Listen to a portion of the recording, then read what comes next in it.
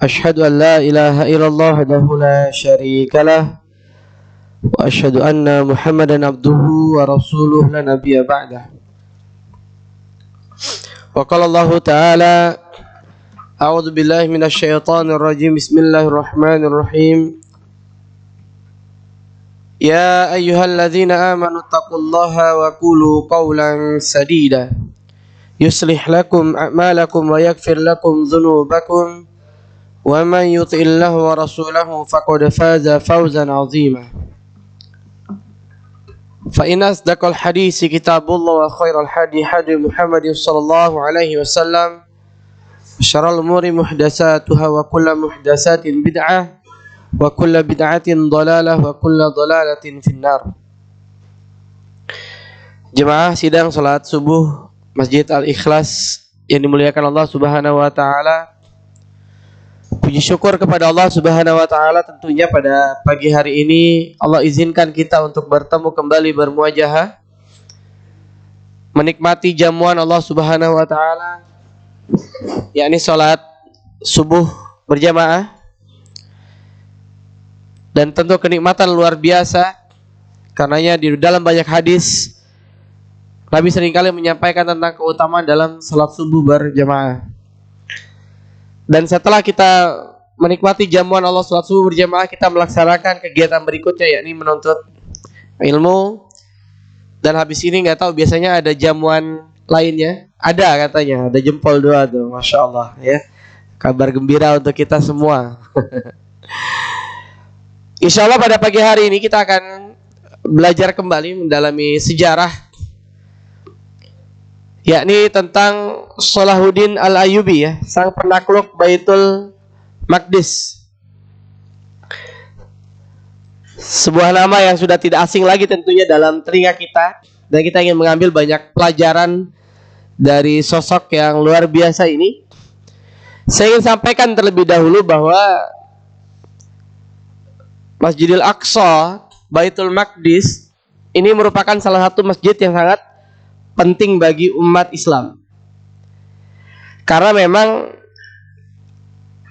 pada dasarnya kiblat kita pertama itu adalah Masjidil Aqsa.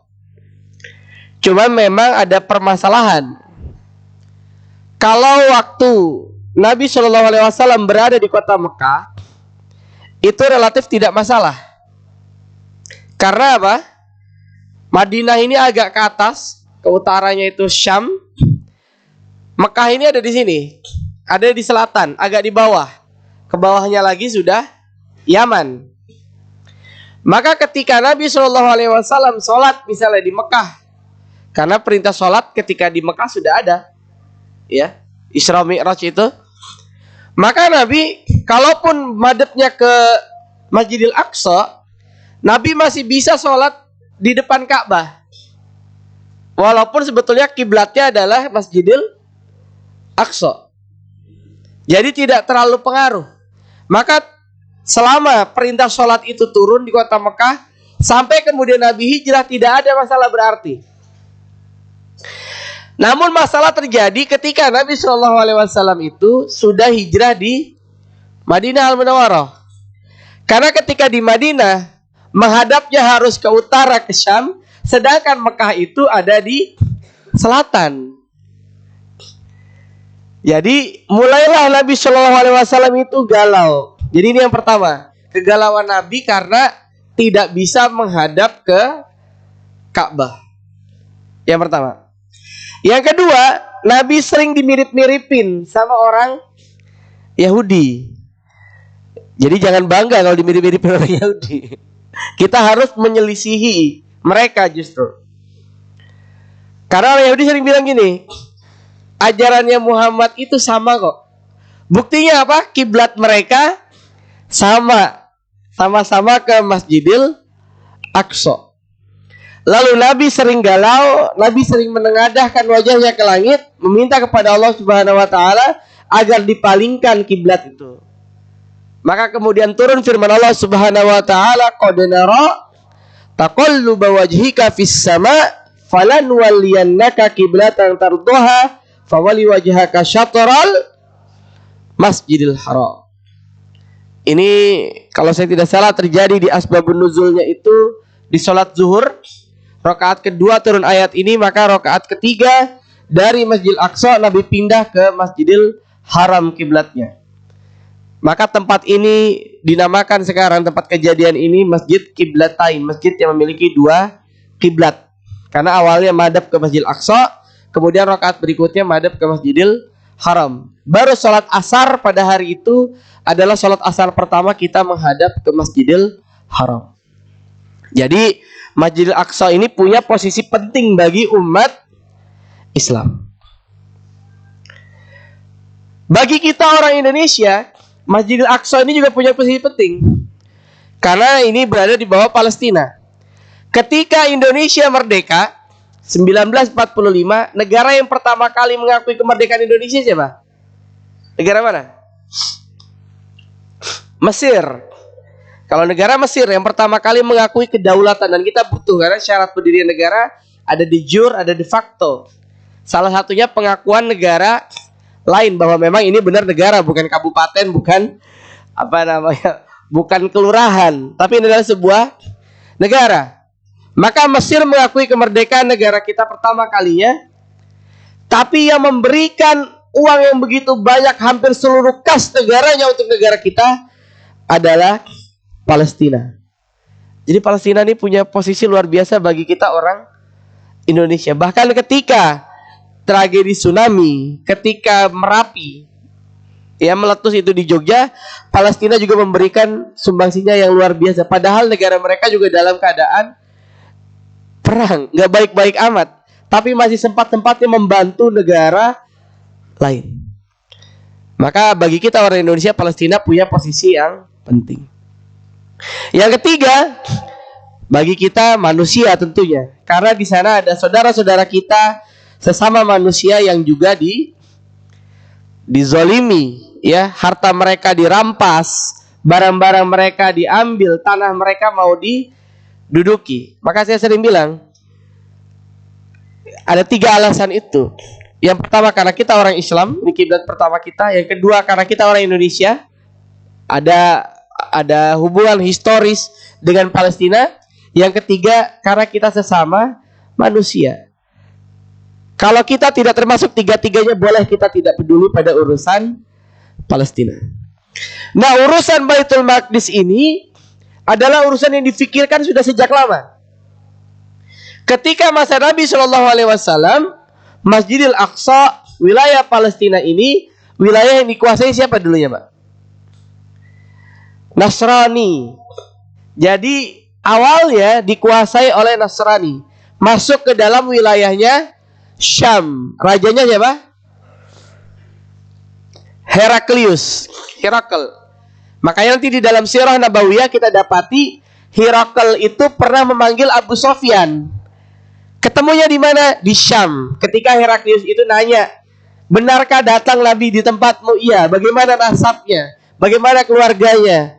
Dan Heraklius bilang dia memang sebetulnya Nabi. Makanya beberapa ulama bilang Heraklius itu sebetulnya hampir saja masuk Islam, Pak. Jadi Heraklius sudah menyatakan dia adalah Nabi. Tapi kenapa dia tidak masuk Islam? Diancam sama orang-orang sekitarnya. Kalau Heraklius kamu masuk Islam, maka kekuasaan akan kita tarik. Dan dia lebih memilih untuk kekuasaan. Jadi Heraklius sudah mempercayai, makanya tidak ada gesekan di awal-awal. Ya, di awal-awal itu bahwa dia seorang nabi, Heraklius menyampaikan sambutan yang baik kepada Nabi Shallallahu Alaihi Wasallam.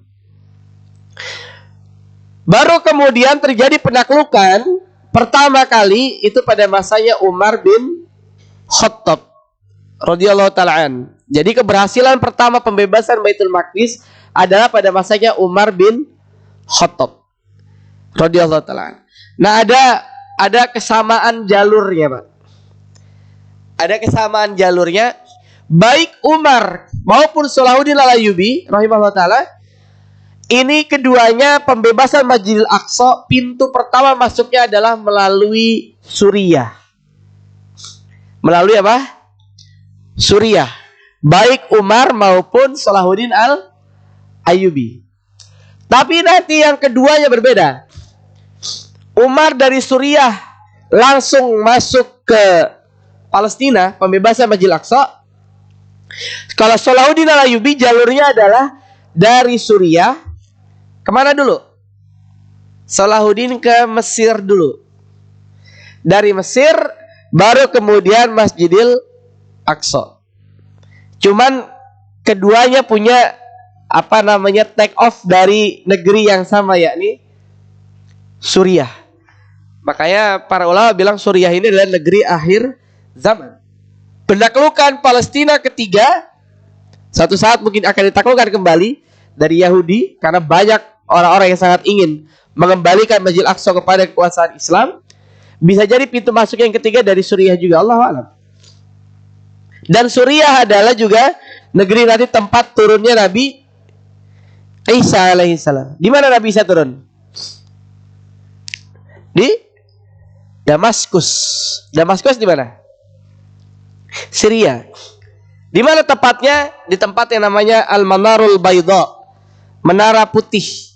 Walaupun nanti ulama khilaf, benarkah menara putih maksudnya literally adalah menara masjid, atau kemudian tempat yang tinggi yang terlihat dari jauh. Maka ini khilaf. Ada yang menyatakan pertama dalam menara Masjid Umawi di daerah Damaskus, namanya sudah disebutkan Menara Nabi Isa, Menara Isa. Kemudian yang kedua adalah sebuah bukit yang terlihat putih dari kejauhan, itu juga di Damaskus. Allahu a'lam, kita tidak tahu. Tapi nanti Nabi Isa akan turun memberikan penjelasan bahwasanya dia bukan seorang Tuhan. Nabi Isa adalah seorang nabi. Kalau kita alhamdulillah sebelum Nabi Isa turun kita udah tahu bahwa Nabi Isa adalah seorang nabi. Tidak perlu diberikan penjelasan, kita sudah mencintai Nabi Isa sebagai seorang nabi. Maka jemaah yang dimuliakan Allah Subhanahu wa taala, kembali ke sini. Maka setelah Umar bin Khattab membebaskan Palestina, Palestina nanti diduduki kembali oleh Nasrani. Sampai pada masanya Salahuddin Al-Ayyubi nanti. Jadi saya ingin sampaikan, jauh sebelum Yahudi menguasai, awalnya Palestina dikuasai oleh orang-orang Nasrani. Yahudi ini baru sekarang Pak. Yahudi ini baru abad ke-20, 1946. Ketika ada Declaration of Balfour, ya, perjanjian antara Inggris dengan penguasa, dengan orang-orang Yahudi pada saat itu untuk mengizinkan orang-orang Yahudi masuk ke wilayah Palestina. Karena ada Theodor Herzl yang bikin Zionisme internasional yang berusaha masuk ke wilayah Palestina. Jadi Yahudi baru belakangan aja.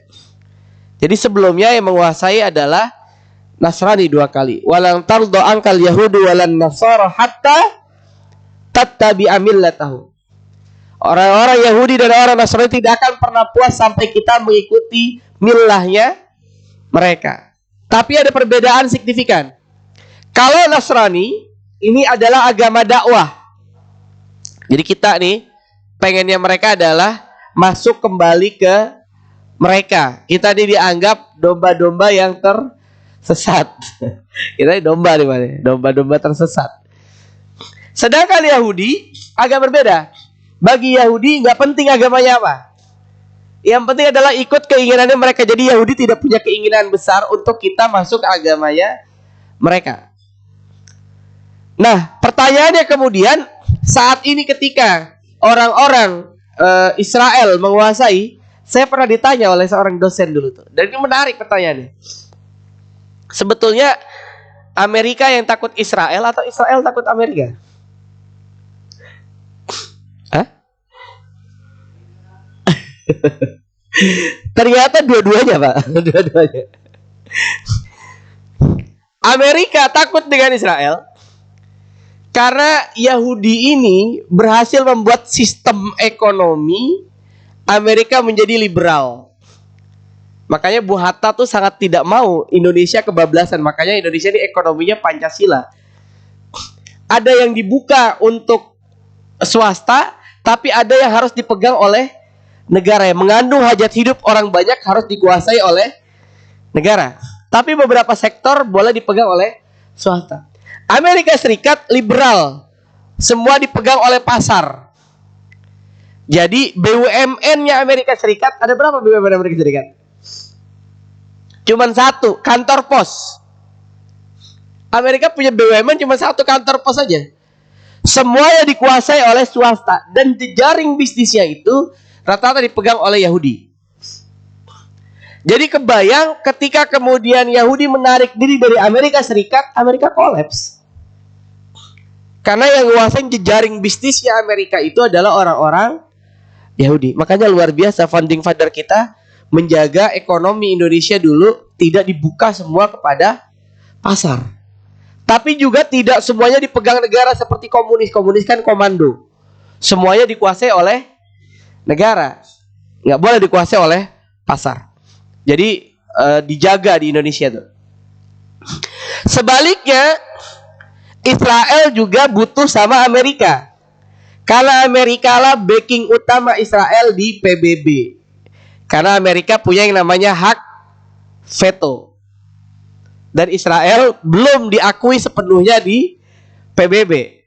Bahkan G20 kemarin datang nggak Israel? Nggak ada Israel. Di Indonesia ada nggak kedutaan besar Israel? Nggak ada. Indonesia termasuk negara yang dari sejak didirikan, Bung Karno sudah menyatakan kita tidak menjalin hubungan dengan negara-negara yang melakukan penjajahan karena tidak sesuai dengan preambul kita. Bahwa kemerdekaan adalah hak segala bangsa. Dan oleh sebab itu maka penjajahan di atas dunia harus dihapuskan karena tidak sesuai dengan pri kemanusiaan dan pri keadilan. Jadi kita menolak dari dulu negara-negara yang melakukan penjajahan. Maka insya Allah sampai kapanpun tidak akan ada kedubes Israel di sini, di Indonesia. Karena menolak kita. Kecuali nanti tiba-tiba ada presiden yang mau mencabut, Allah alam, kita nggak tahu ya. Pernah ada yang hampir membuka diplomatik dengan Israel tapi digugat dan akhirnya tidak jadi. Pernah hampir ya, ntar carilah di sejarah. Nah, jemaah yang dimuliakan Allah Subhanahu wa taala, jadi kita tahu dulu ya posisinya Palestina ini dan posisinya Baitul Maqdis. Ketika Salahuddin, ini yang kedua, Baitul Maqdis pada saat itu dikuasai oleh Nasrani. Nah, jemaah yang dimuliakan Allah Subhanahu wa taala, ini saya ambil dari tayangannya di YouFit ini. Jadi saya bilang kayak slide juga nih, bagus. Asal dan masa pertumbuhannya ya. Jadi Salahuddin Al-Ayyubi ini bukan orang Arab. Bukan orang Arab. Jadi saya ingin sampaikan, semua punya peluang untuk membela agama ini. Semua punya peluang untuk berkontribusi bagi agama ini. Bahkan Nabi juga menyampaikan pada orang-orang Arab dahulu bahwa kemuliaan Allah itu bukan karena kamu orang Arab. Baik orang Arab maupun orang non-Arab punya kesempatan yang sama, karena yang membedakan di antara kita di hadapan Allah Subhanahu wa taala adalah ketakwaan. Jadi jangan minder kalaupun kita tidak terlalu mancung. Kalaupun kita tidak terlalu tinggi dan besar badannya, jangan minder. Karena kalau kita takwa, kita punya potensi untuk membela agama ini. Seperti Salahuddin Al-Ayyubi, bukan orang Arab. Dan memang kepemimpinan itu dipergilirkan. Ya, nanti beliau mendirikan Ayyubiyah. Nanti kemudian kita tahu Turki Utsmani juga bukan orang Arab. Granada, Andalus, Ibnu Hazm Al-Andalusi, tokoh-tokoh dari Spanyol juga menjadi tokoh-tokoh besar, juga bukan orang Arab. Imam Bukhari orang Arab bukan? Hah? Imam Bukhari orang Arab bukan? Bukan. Ya, jadi banyak bukan orang Arab juga punya kontribusi. Jadi jangan minder nih adik-adik ya. Kalau saya bukan orang Arab nggak usah minder. Ia berasal dari suku Kurdi, lahir pada tahun 1138 Masehi di kota Tikrit, Irak ya, antara Baghdad dan Mosul. Jadi kotanya tidak terlalu besar, bukan ibu kota seperti Baghdad, bukan kota metropolitannya agak besar seperti Mosul. Di Tikrit, dan itu ada benteng yang cukup besar.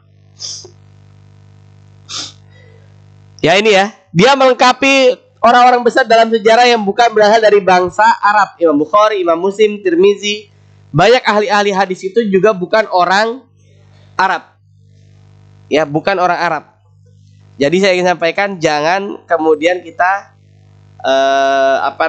minder. Nah, ayahnya namanya adalah Najmuddin Ayyub. Jadi nama aslinya Salahuddin Al-Ayyubi ini namanya Yusuf. Ya, Yusuf Al-Ayyubi. Dari ayahnya Najmuddin Ayyub, Salahuddin Al-Ayyubi ini belajar agama. Jadi yang mendidik agama pertama adalah ayahnya. Dan ini pelajaran penting buat kita bahwa ya sebagai seorang ayah, pelajaran agama itu penting disampaikan oleh seorang ayah pada anaknya. Yang pertama harus dididik, ya bunayya la tusyrik billah inna syirka la dzulmun azim. Jangan sampai anak itu terjerumus pada kesyirikan. Nah, ayahnya ini punya saudara namanya Asaduddin Syirku. Asaduddin Syirku ini adalah tentara. Ya, adalah tentara yang kemudian bersama dengan Najmuddin Ayyub, mereka ini sering berpindah-pindah. Jadi dulu keadaan membuat mereka harus sering berpindah-pindah. Maka keluarga Ayyub dengan Asaduddin Syirku ini sering berpindah-pindah tempat. Ya, ada yang menyatakan karena kondisi geografis, ada yang menyatakan karena konflik. Ya. Jadi Salahuddin Al-Ayyubi ini tumbuh di tempat yang dia sering berpindah-pindah. Tapi hikmahnya dia jadi sering belajar pada banyak orang. Hikmahnya ada, Pak. Hikmahnya gurunya jadi banyak. Hikmah berpindah-pindah tempat itu gurunya banyak ya. Anak-anak diplomat lah tuh. Ya, anak-anak diplomat, anak-anak atase yang bapaknya ini sering pindah-pindah tempat, baru sekolah nih di sekolah Indonesia Riyadh misalnya, baru sekolah sebentar. Bapaknya pindah ke Tokyo, maka dia pindah ke Tokyo. Baru setahun belajar di Tokyo, pindah ke London, pindah ke mana? Ikut.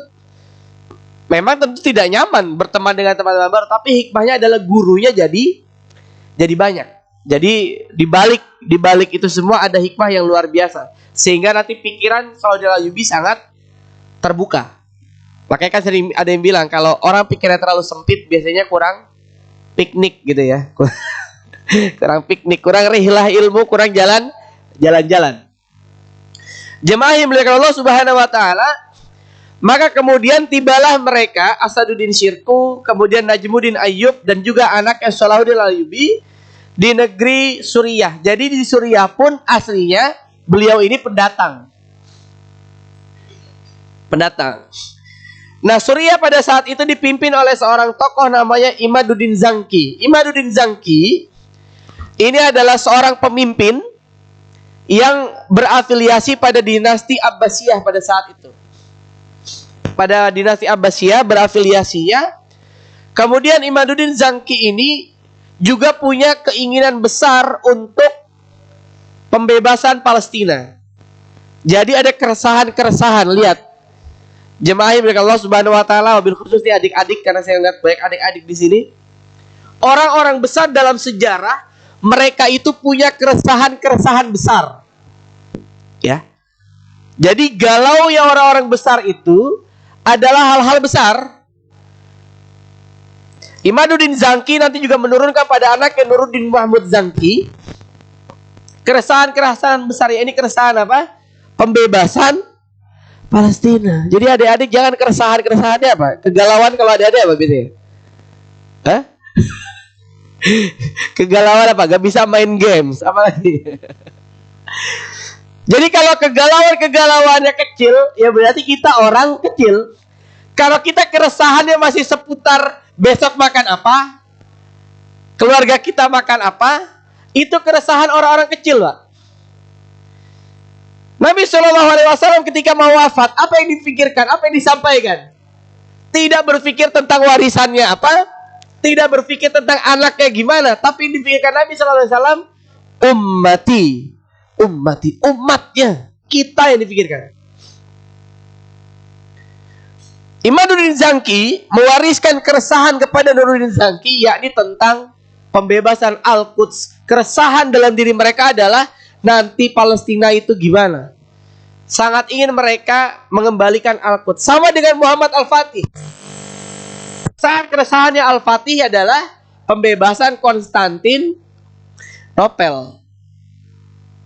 Jadi ada warisan keresahan-keresahan. Kalau kita keresahannya apa hari ini? Hah? Nasi uduk. Keresahan kita tuh nanti makan apa ya? Ntar udah pikir-pikir nih. Tadi Ustaz Syam bilang mau ada snacknya, nanti makan apa, potlucknya nih. Keresahan-keresahan kita keresahan yang kecil. Maka ubah.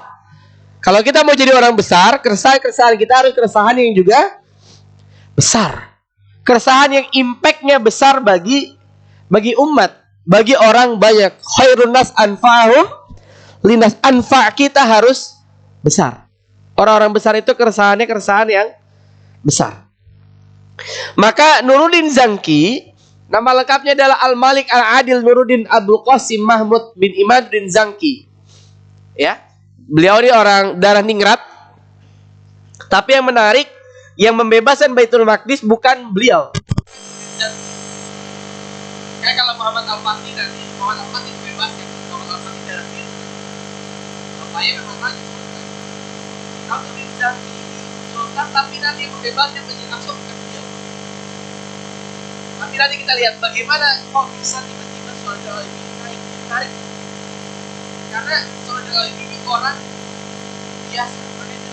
Kalau yang ingat belajar dalam Muhammad Al-Fatih, kalau ada privilege dalam ini, manfaatkan privilege itu. Jadi orang-orang hebat yang punya privilege. Kalau kita orang-orang biasa yang punya privilege, dalam kita Saudara ini. Karena Saudara ini bukan daerah orang biasa. Maka dimana oleh Allah Subhanahu Wa Taala Nuruddin Zangki saking punya keinginan besar untuk kemudian membebaskan Masjid Aqsa.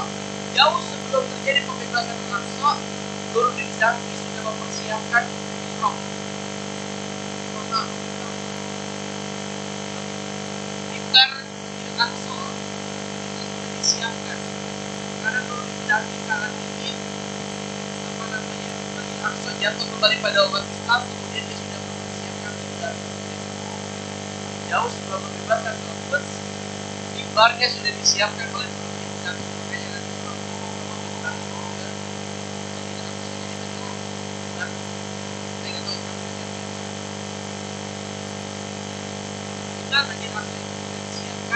Pada masanya Nuruddin Zangki. Jadi Masya Allah ya, niat banget. Saking niatnya, mimbarnya udah disiapin. Kan biasanya masjid dulu yang jadi gitu ya, baru mimbarnya disiapin. Ini masjidnya belum kelihatan nih nanti akan jatuh kapan. Tapi mimbarnya sudah disiapkan. Optimis. Pikirannya itu udah optimis bahwa nanti pasti akan jatuh kembali kepada umat Islam. Maka kemudian Asaduddin Syirku ini jadi panglima perangnya Nuruddin Zangki. Jadi Nuruddin Zangki adalah raja, Asaduddin Syirku adalah panglima perangnya. Lah Salahuddin Ayyubi jadi siapa? Jadi warga biasa. Jadi tentara biasa. Tentara biasa. Tapi di dalam dirinya Salahuddin Ayyubi, beliau sudah belajar Al-Quran, sudah menghafal Al-Quran, kemudian memahami banyak hadis tentang urgensi Palestina. Maka kemudian Salahuddin Ayyubi tumbuh sebagai seorang yang memiliki ruhiyah yang baik, juga fisik yang kuat. Makanya dalam kitab-kitab Tarbiyatul Aulad, para ulama selalu bilang, tarbiyah askariyah, pendidikan kemiliteran itu merupakan salah satu kurikulum dari keluarga Muslim yang hari ini banyak ditinggalkan. Tarbiyah askariyah, pendidikan kemiliteran. Khususnya pada fase kapan? Kalau mengutip dari kalimatnya Ali bin Abi Thalib, 7-14 tahun. Ini perlu dididik dengan didikan yang kedisiplinan. 14 ke atas mereka jadikan mitra, tapi pendidikan kedisiplinan itu harus tetap tumbuh. Khususnya yang berkenaan dengan fisik. Makanya Nabi SAW tinggalnya di Bani Sa'ad bin Bakar, daerah pegunungan, sehingga fisiknya Nabi kuat. Hari ini kita khawatir anak-anak masih pada kecil-kecil itu gini aja. Harusnya fisiknya, harusnya banyak latihan fisik agar motorik halus maupun kasarnya itu tumbuh. Nah, jemaah yang dimuliakan Allah Subhanahu wa taala, maka pada saat itu Suriah berdiri sendiri sebagai sebuah negeri, Mesir berdiri sendiri sebagai sebuah negeri. Mesir yang menguasai adalah dinasti Ubaidiyah, yang mereka bertakiyah menamakan diri sebagai dinasti Fatimiyah. Kenapa pakai dinasti Fatimiyah? Agar identik dengan Ahlul Bait, yakni Fatimah Az-Zahra. Aslinya itu dinasti Ubaidiyah. Ini adalah Syiah. Dan mereka lah yang mendirikan Al-Azhar. Jadi Al-Azhar itu berdiri pada masa dinasti Fatimiyah, ketika Mesir dikuasai oleh Syiah. Jadi jemaah yang Allah Subhanahu wa taala, Mesir itu dulu dikuasai oleh Syiah. Ya, merupakan oleh kekuasaan dari Syiah, yakni Daulah Fatimiyah, tapi nama aslinya adalah Ubaidiyah. Maka jemaah yang dimuliakan Allah Subhanahu wa taala, bagaimana prosesnya Salahuddin tiba-tiba bisa ke Mesir? Jadi dulu ada konflik. Ada konflik di Mesir bahwa ada kelompok-kelompok kecil yang berusaha merongrong kekuasaan dinasti Fatimiyah ini. Maka penguasa Fatimiyah pada saat itu meminta tolong yang terdekat. Yang bisa diminta tolong adalah Nuruddin Zanki. Nuruddin Zanki disampaikan, kami butuh orang untuk membantu mengatasi masalah dalam negeri kami, dalam Mesir. Kalau kita pikir, kita belum tentu akan nolong juga, Pak. Kalau kita jadi Nuruddin Zanki pada saat itu, karena kita tahu ini Syiah. Tapi akhirnya yang difikirkan adalah kesempatan untuk menaklukkan Syiah. Jadi dia nolong untuk kemudian ditaklukkan, diambil. Bagaimana caranya?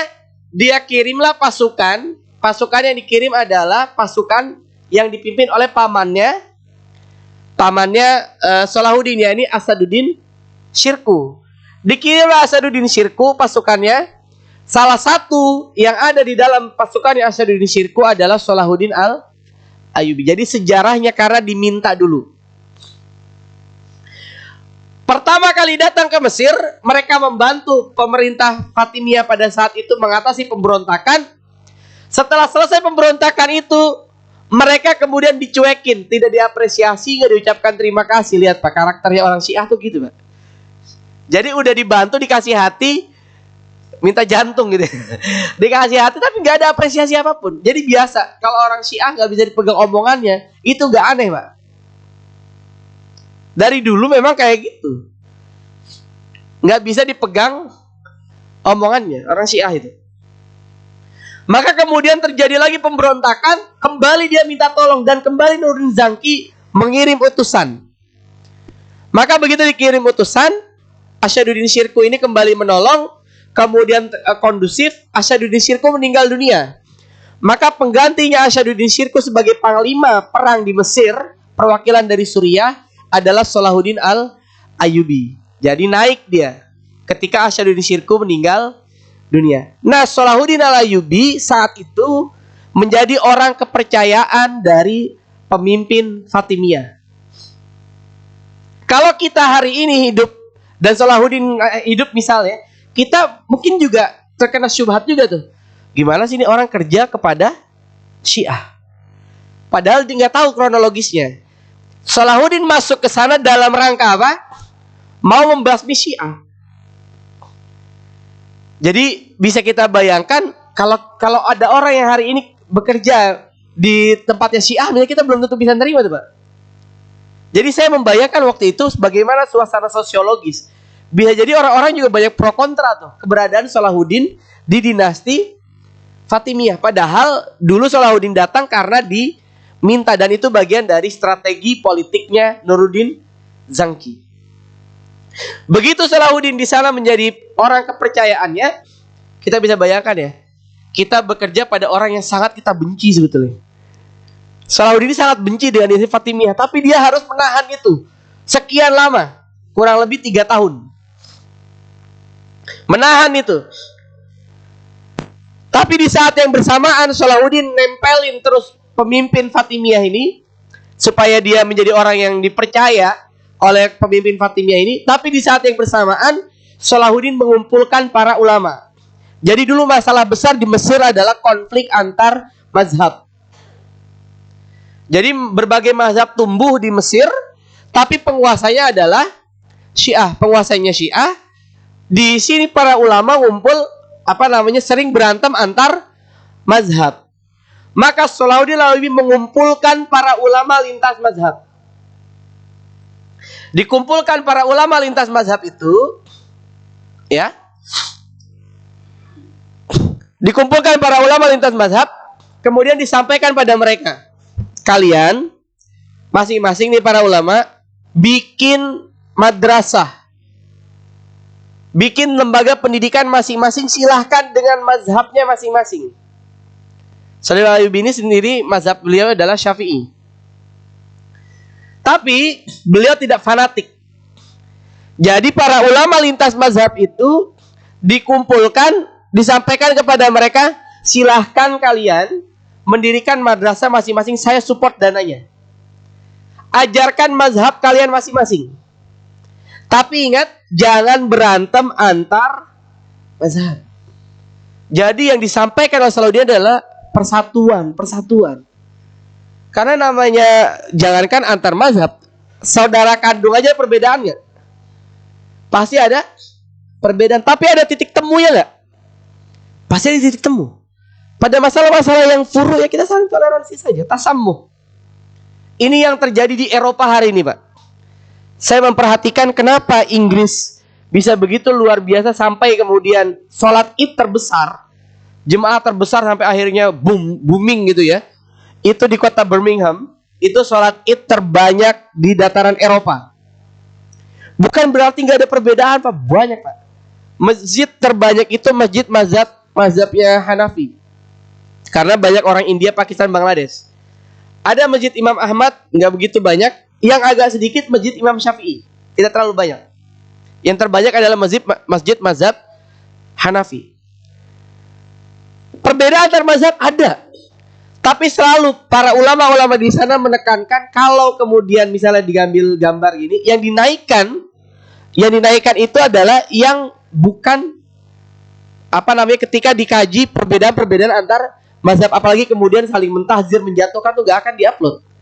Karena kalau itu sampai, itu digoreng dadakan sama Islamofobia, Pak. Ketahuan kan gitu ya, ketahuannya ada ribut-ribut antar umat Islam, itu digoreng gitu. Mereka menjaga. Jadi walaupun ada perbedaan antara satu dengan lainnya, urusan kemudian sampai di luar harus urusan persatuan.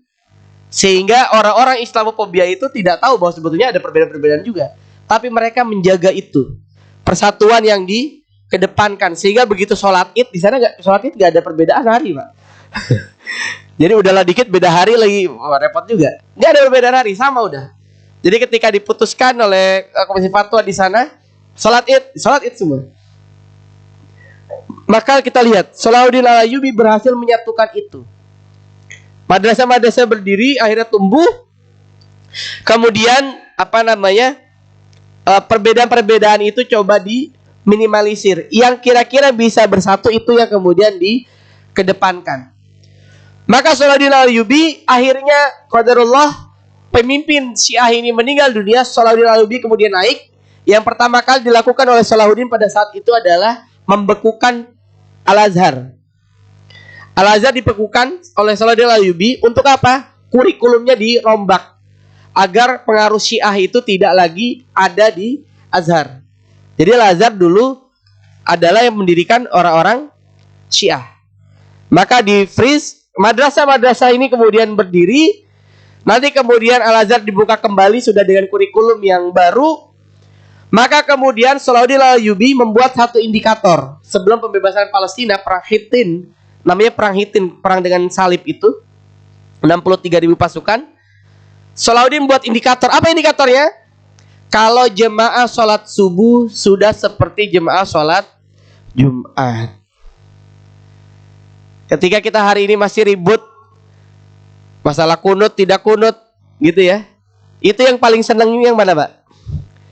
Yang gak sholat subuh, Pak. Hah? Betul gak? Yang ketawa-ketawa di luarnya yang mana? Yang gak sholat Ya nggak salat subuh. Ketimbang kita masalah itu, lebih baik apa kita pikirkan gimana caranya agar jemaah ini menjadi banyak.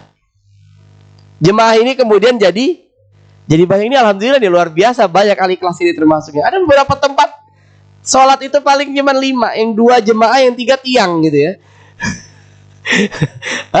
Ya imamnya, yang azan, yang qomat, orangnya yang sama, masya Allah.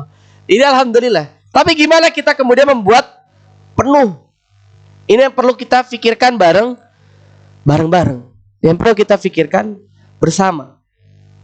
Jadi Salahuddin membuat indikator itu. Dia tidak akan menyerang Baitul Maqdis sebelum kemudian orang-orang itu sudah kuat. Akhirnya begitu tercapai, berkumpullah pasukan yang sangat kuat, 63.000 orang pada saat itu. Romawi sampai kaget itu, Pak.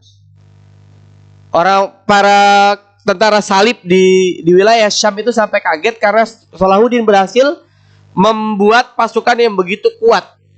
Orangnya kuat-kuat, tenaganya hebat-hebat, ruhiyahnya itu baik.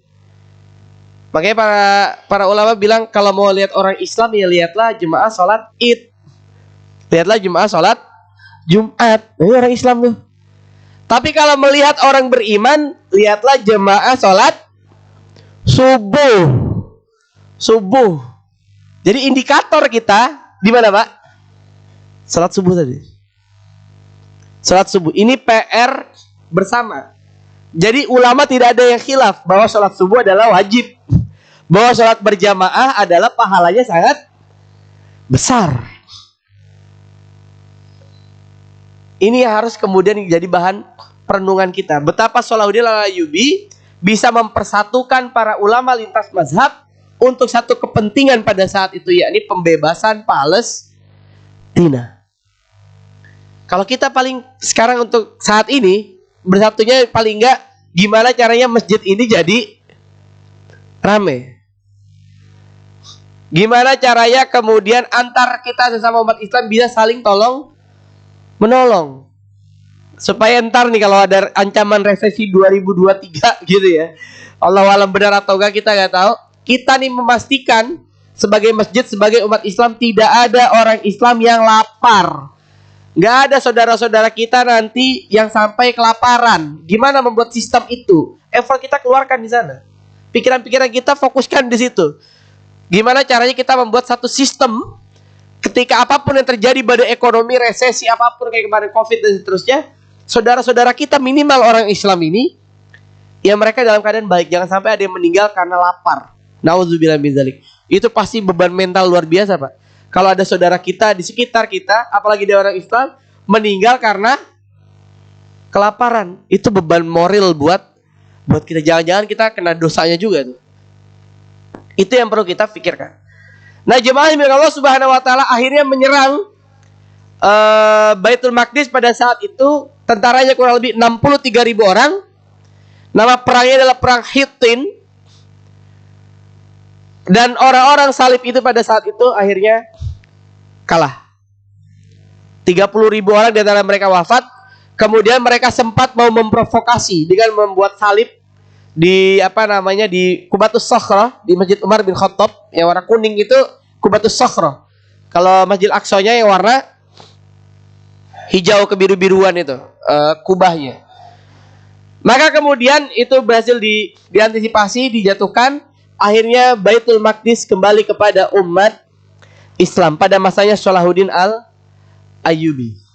Karena kalau dulu ya kekuatannya ya perang gitu. Kalau tidak bisa dikomunikasikan dengan baik, mana yang paling kuat? Maka Salahuddin Al-Ayyubi berhasil membuktikan bahwa persatuan Islam, ukhuwah Islamiyah itu bisa memenangkan pertarungan. Kenapa kita hari ini belum menjadi sebuah negeri yang maju dan kita banyak tertinggal misalnya dengan pertumbuhan orang-orang Islam di luar? Karena mungkin persatuan kita yang masih perlu kita koreksi. Ukhuwah Islamiyah kita yang masih kita perlu koreksi. Bagaimana ukhuwah kita sesama orang Islam lah, gak usah di luar Islam dulu lah. Sesama umat Islam. Ini yang perlu kita jaga. Ini yang perlu kita jaga, dan keresahan kita hari ini seperti apa? Kalau keresahan-keresahan kita masih hal-hal yang sepele, kita akan menjadi orang kecil. Kalau sudah hal besar, insya Allah kita menjadi orang-orang besar. Ini mungkin beberapa kisah penaklukan dari Yerusalem. Dan sekali lagi, ketika hari ini Palestina dikuasai oleh Yahudi, sangat mungkin ke depan juga Palestina akan kembali ke pangkuannya umat Islam. Kapan? Allahu alam, kita nggak tahu. Tapi banyak upaya diinginkan untuk kemudian menjadikan kembali Masjid Al-Aqsa sebagai masjid kita. Karena hari ini banyak keterbatasan, orang-orang yang bisa masuk Masjid Al-Aqsa hanya orang-orang yang tua aja, Pak. Yang tua-tua itu yang boleh. Sama anak-anak. Yang anak muda, yang produktif gitu ya, yang kira-kira fisiknya kuat, itu gak boleh sembarangan keluar masuk masjid. Kalaupun dibolehkan, ya dia yang asing-asing aja tuh. Yang turis-turis yang foto-foto di situ tuh. Di sekitar komplek Masjidil Aqsa. Tapi orang-orang sana terbatas. Ibadah terbatas. Dan wilayah Palestina makin lama makin kecil. Tanah-tanah Palestina makin banyak yang jatuh ke tangan orang Yahudi. Bagaimana sikap kita?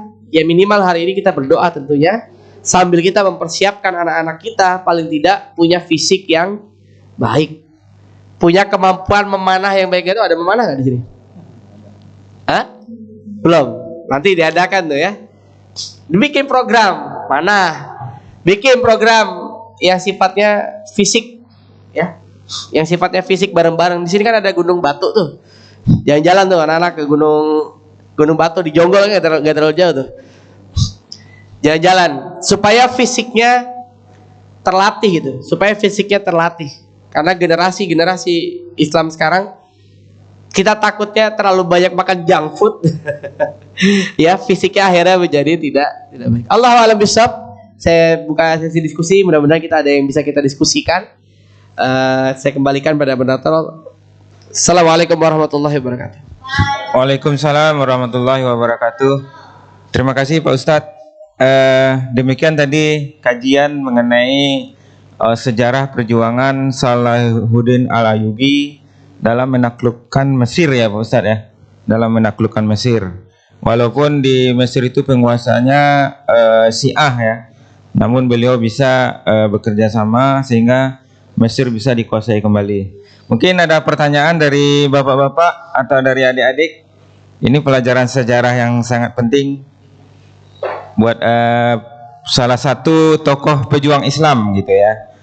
Kita sering mendengar ternyata tadi sejarahnya begitu berliku-liku juga Pak Ustadz ya. Berliku juga mungkin bisa menjadi contoh buat generasi penerus kita bagaimana caranya mempersatukan umat Islam. Dan karena tadi kuncinya adalah untuk mencapai suatu hasil dari suatu perjuangan adalah bagaimana kita bersatu gitu ya, tidak terpecah-pecah. Di mana zaman saat ini umat Islam banyak yang dipecah dengan berbagai macam cara gitu ya, apalagi sekarang zamannya dunia medsos gitu. Barangkali ada pertanyaan Pak, silakan Pak. Baik, terima kasih. Assalamualaikum Ustadz. Saya mau bertanya. Tadi yang saya dengarkan itu bagaimana Salahuddin Al-Ayyubi itu mendekati pemerintahan Syiah itu ya. Yang saya tahu kan memang dari segi ibadah antara Muslim yang benar dengan Syiah itu kan ada perbedaan. Yang saya tanyakan bagaimana sih mungkin detail teknisnya kan ada perbedaan, tapi bagaimana apakah memang dari Salahuddin yang menyembunyikan peribadatan seperti apa atau seperti apa? Karena kan ada perbedaan. Pertama itu. Yang kedua, ketika Salahuddin menjadi kepercayaan, artinya kan dia memberikan suatu kontribusi terhadap pemerintahan. Nah, mungkin bisa lebih detailkan lagi seperti apa sih bisa sehingga Salahuddin itu menjadi kepercayaan oleh pemerintahan tersebut. Terima kasih. Ya, pertama saya ingin sampaikan Salahuddin tidak kemudian beribadah seperti Syiah. Karena orang Syiah pun sudah tahu bahwa Salahuddin ini adalah tentara dari Suriah. Jadi dia ya apa adanya beribadah sebagaimana beribadah kita gitu ya, Salahuddin Al-Ayyubi. Maka tidak dalam tanda kutip bertakiyah akhirnya ibadahnya ikut-ikutin Syiah enggak. Tapi kemudian Salahuddin itu terlihat loyalitasnya menjadi terdepan dalam membela kepentingan pemerintah pada saat itu. Jadi setiap ada kelompok yang berupaya menjatuhkan kelompok-kelompok kecil itu, maka Salahuddin ketika dikirim dia akan berusaha untuk mengantisipasi itu. Jadi ketika serang, loyalitasnya ditunjukkan sebagai seorang tentara, Tapi yang kita perlu tahu dalam sejarah, ternyata dinasti Fatimiyah ini juga konflik di dalamnya itu banyak. Jadi rapuh juga. Jadi jangan pikir kayak negara Amerika, oh keren banget. Enggak, di dalamnya juga rapuh juga ya. Sebenarnya banyak konflik juga, cuma nggak kelihatan aja. Sama dengan Fatimiyah ini, banyak konflik di dalamnya, dan Salahuddin tahu itu. Jadi sekali lagi dari sisi ibadah tidak ada perubahan. Cuman kemudian gimana orang ini jatuh hati, ini yang kemudian menarik. Salahuddin akhirnya menjadi orang yang dipercaya oleh orang Syiah pada saat itu. Karena apa? Dia tidak percaya pada orang-orang Syiah lagi. Jadi orang Syiah sendiri itu banyak tidak percaya pada orang-orang mereka. Jadi ya brengsek juga gitu ternyata orang-orang di sekelilingnya si pemimpin ini. Dan yang lurus, yang benar ini adalah Salahuddin Al-Ayyubi. Padahal dia tahu ini adalah orang Sunni. Jadi saya ingin sampaikan, pada akhirnya yang namanya mutiara tetap akan jadi mutiara dimanapun berada. Artinya apa? Ketika kita baik, ketika kita istiqomah menjadi seorang muslim yang baik saja, itu akan punya pengaruh. Inilah kemudian kenapa penguasa Syiah walaupun tahu Salahuddin Al-Ayyubi ini adalah seorang Sunni, akhirnya memberikan kepercayaan dan kekuasaan kepada Salahuddin Al-Ayyubi. Karena tidak terlihat mau pemberontakannya itu. Karena Salahuddin Al-Ayyubi tidak terlihat mau berontak.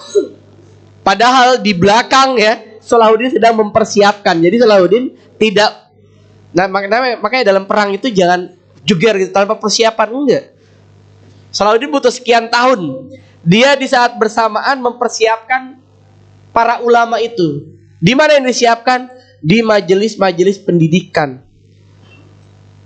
Makanya saya bilang kalau kita lihat sejarah Indonesia, kenapa Aceh itu cukup kuat? Karena ternyata Aceh itu daya ya kalau nggak salah, masjid di Aceh itu. Hampir setiap masjid di Aceh pada waktu masa-masa kerajaan Aceh itu punya fungsi selain tempat ibadah juga jadi tempat pusat perguruan bela diri. Jadi masjid itu punya fungsi sebagai apa? Tempat latihan bela diri. Makanya tentara Aceh itu kuat-kuat karena nyari pasukan nggak sulit. Tinggal datang ke masjid, ada berapa yang bagus-bagus, ambil. Ada sekian banyak masjid atau banyak pasukan. Hari ini kan kita enggak. Masjid berganti di beberapa tempat jadi tempat pingpong gitu biasanya. Masjid kan ada ya boleh juga sih, paling enggak anak-anak bisa main di situ. Senang dengan masjid kan begitu. Tapi kalau dulu masjid, maka di situ ada orang yang tinggal ya, semacam ahlus sufah kalau di Masjid Nabawi. Kemudian juga ada tempat latihan bela diri. Sekarang di beberapa masjid udah mulai itu. Ada tempat latihan taekwondo, tapak suci dan seterusnya berapa. Di sini ada tempat bela diri. Oh dulu. Tapi memang nanti ada tantangannya. Ada di beberapa masjid ya. Itu cerita ke saya. Karena ada latihan mana, ada tempat bela dirinya, itu datengin Intel katanya. Mau ngapain di masjid? Tapi saya ingin sampaikan, Salahuddin Al-Ayyubi mempersiapkan tadi. Jadi dia loyalitasnya dilihat dengan tidak ada upaya pemberontakan.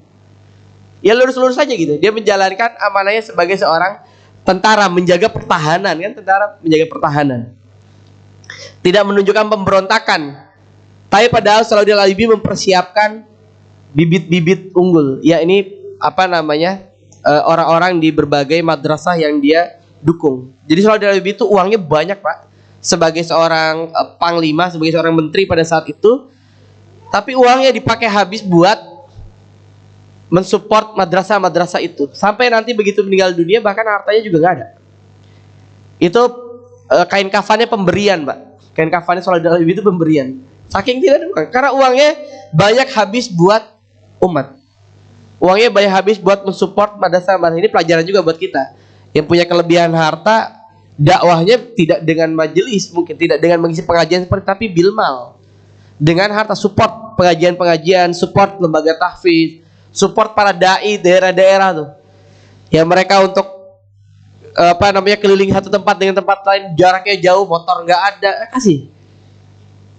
Kalau yang di kota mah relatif udah pada nyaman, Pak. Yang di daerah-daerah itu tuh, yang di pedalaman luar biasa apa pengorbanan mereka untuk memperjuangkan agama ini. Gitu ya. Jadi kontribusi mereka, kontribusi Salahuddin Al-Ayyubi ditunjukkan dengan menjaga itu. Dan Salahuddin tidak ada dalam sejarahnya kemudian dan tanda kutip bertakiyah mengikuti cara ibadah enggak. Salahuddin beribadah dengan ibadahnya ya Syiah dengan gayanya Syiah, tidak ada problem pada saat itu karena Salahuddin memang diketahui dari awal adalah orang dari Syria. Walaupun aslinya bukan Syria, Pak. Aslinya tadi mana? Irak. Cuman hanya menjadi tentara di Suriah. Allah. Baik Pak Ustadz, terima kasih atas penjelasannya. Mungkin kita cukupkan untuk pertanyaan.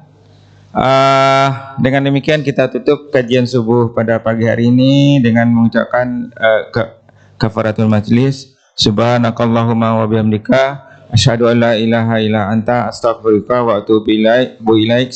Assalamualaikum warahmatullahi wabarakatuh.